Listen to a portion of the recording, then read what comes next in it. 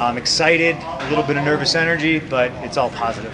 Does part of that have to do with the expectations that are on you for this fight from everybody, from your peers in the UFC, from the fans?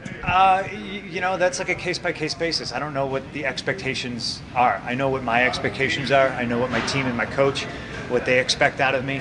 And I think it depends on what corner of you know, the media or the internet you look at to see what the expectations. People expect me to get knocked out. People expect me to get starched in, you know, 30 seconds. And the people who know, who see me work here every day, they expect me to win.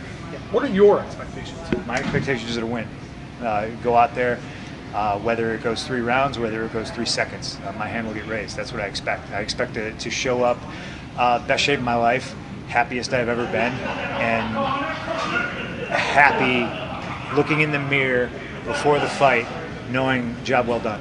I mean, it's been a pretty long road, you know, and it's funny because you can ask yourself, you know, oh, what happens if I lose? What happens if I get embarrassed in front of the world?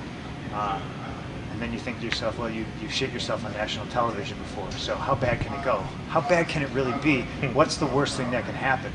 And I tend to think of this entire journey, it being more about that journey and discovery about yourself and making new connections with coaches and friends and teammates than it is the final destination. But for me, if I never did this, I'd still be walking around with a herniated disc. And the thing about being a wrestler is you're your own worst enemy. You just keep going. And I was in here every day, and I just kept going, and I just kept going. And I could make excuses like, oh yeah, okay, you know, my back's just sore. These guys are better than me. They're faster than me. You know, like maybe I'm just getting old. I'm not as strong as I used to be. And then once I got diagnosed with the herniated disc, it was like, you can't even get a shot to fix this. You got to get this thing cut out of yourself.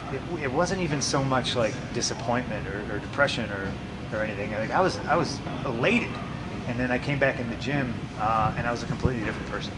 So, you know, what's the worst thing that can happen? The worst thing that can happen is I get back surgery and I feel like my whole self again, and my dog's all over television and he's pretty awesome. And, you know, I just look at everything, I guess, differently than everybody, you know. So the footage that everybody's seeing, you know, and criticizing, yeah, absolutely, 100%. I was operating on, you know, 25% power. I know Mickey's tough. This is really a battle against yourself. Could you touch on that? Yeah, you know, there's only probably one guy that you can't find more tape on than Mickey, and it's me. So I think the fight's intriguing, but you know, without sounding disrespectful to him, this is my story, you know. So this is about me wanting and almost needing to do something just to prove to myself that I can. You know, there's people out there that, like I've said, they hope I lose, and there's people out there that realize that once I step into the octagon, I've already won.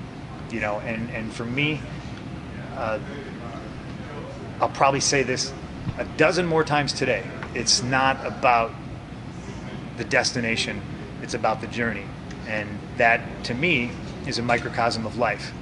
You know, it's not about the diploma you get after 6 or 4 years of college. It's about learning and the experience you gain during those years and the people you meet and the bonds and the connections you make along that way.